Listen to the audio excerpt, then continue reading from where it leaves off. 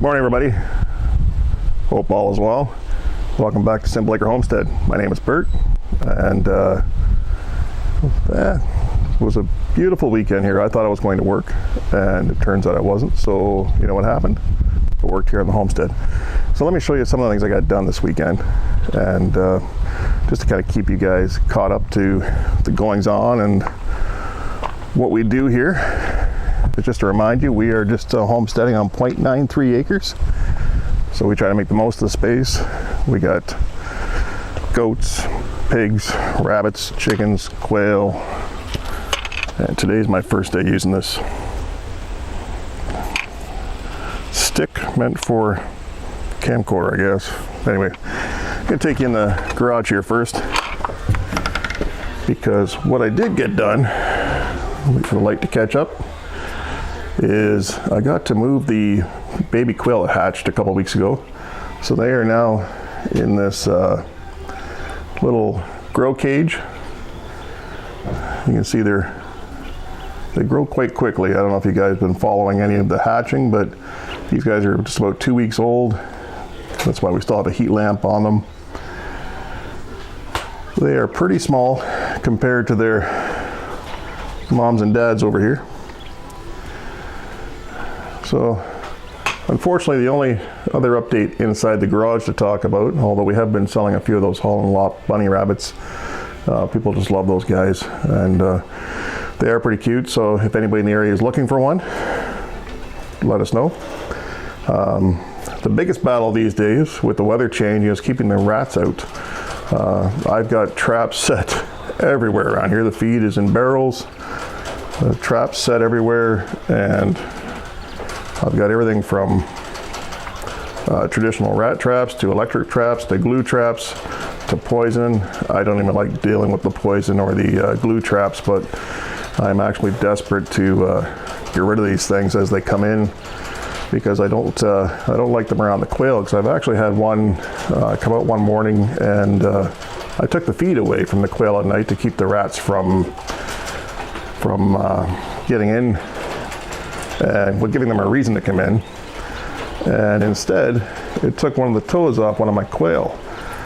And you know, having rats come in and eat your feed is one thing, but having them come in and basically torture the animal is that just doesn't go very well. So I got every trap going here to try to make sure that I catch them. I've snuck in here in the middle of the night and I've caught at the most 2. But you know how it is. If there's 2, there's more. So desperately trying to get ahead of that before it becomes a big problem.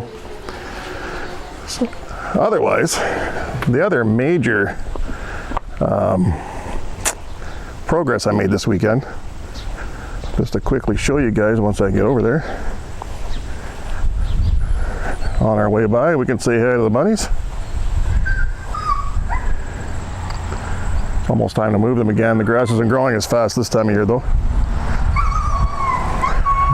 Oh, and you guys are familiar with that sound.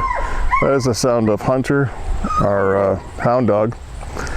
I cannot go anywhere near these goats or Max, our Pyrenees, without Hunter getting extremely jealous. So just so you guys understand what that is, he's not hurt.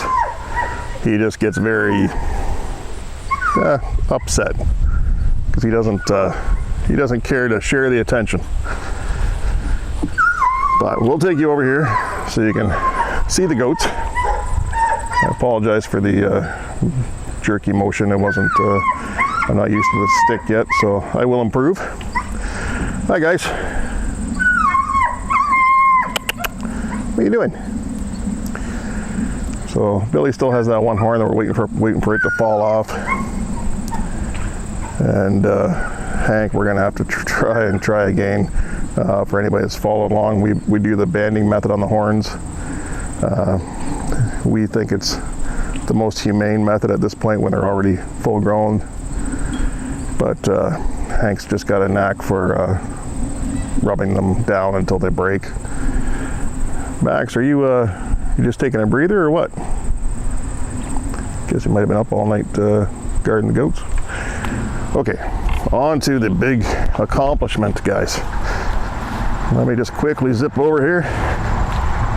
So if you guys had followed the last few videos, the last one we were talking about was the garden prep for 2023. And if you look over here by the laneway, where am I pointing to here? All right. So if you look over here, there is no longer a large pile of wood chips. So all that mulch, all 60 yards of it, has been piled out in the garden, spread out all around. Just quickly walking you through it. Hoping I'm not making anybody dizzy. So what we have left to do goes all the way back, all the way around. We still got a few glass gem corn to pull, guys, and we have some lettuce and celery that we're waiting to seed. But once that's pulled, we have onions in there still. So once all that's out, we'll spread this new layer out and hopefully be all set for next year. The only other item I did, and they are still establishing the pecking order, is we brought all the chickens from the front yard and introduced them to the chickens in the what we call the winter coop, and they've actually done pretty well. The only real issue we have had is that if you guys are familiar with Rusty, our one rooster we had over here, he's having a little difficulty with the barred rock roosters we have introduced. Actually, let's go in and see. Let's go and see if we can see Rusty. I'm going to take you guys off this stick because it's awkward to carry it. Probably keeps it steadier, but not when I'm walking. So let me work my way in. I have to dig through here because of this pile of wood chips. Let me take you inside to the coop. And let me turn this viewfinder around for a second, guys. And there you'll see him. Rusty, you're not a hen. What are you doing?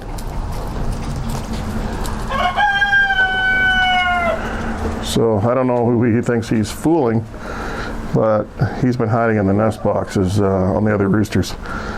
So hopefully they get it worked out without any casualties. Really? Okay. So that was the recap, guys.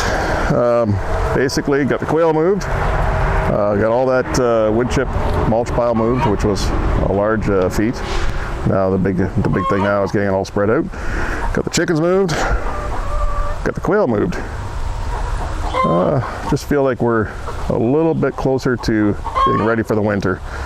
Today's beautiful, tomorrow's supposed to be beautiful too. Or today and yesterday were beautiful days. Cools down a bit again, but you know, the winter's coming. We all know winter's coming. So anyway, guys, like, subscribe, share, and thank you very much for watching this video.